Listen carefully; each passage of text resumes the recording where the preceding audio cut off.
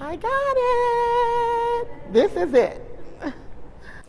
The CBS 2 investigators helped a Chicago caterer get a business license. She needed it to cook at a shared kitchen on the west side. But City Hall red tape proved to be an unwelcome ingredient in her business plan. That was until CBS 2 investigator Dorothy Tucker got involved.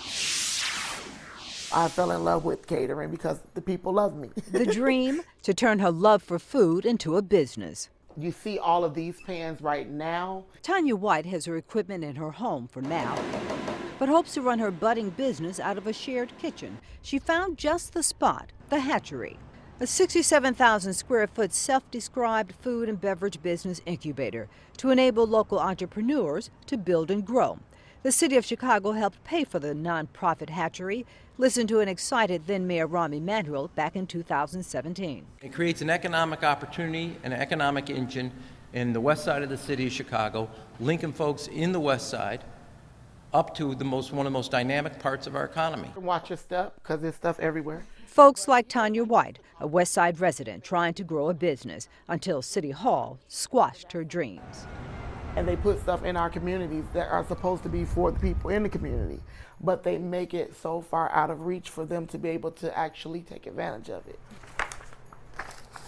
You're looking at White's recipe for disaster, all this paperwork. Despite being a certified food service manager, having a $2 million liability insurance policy, and paying the $330 fee to get a business license, City Hall won't give White that needed license for 3 reasons. They told me I didn't get approved, and I'm not going to get approved until I pay $1,839. First, there were fees from an old beauty salon White owned more than 15 years ago. Despite moving the business to the suburbs, Chicago kept charging White a $40 annual sign fee that eventually ballooned to more than $700.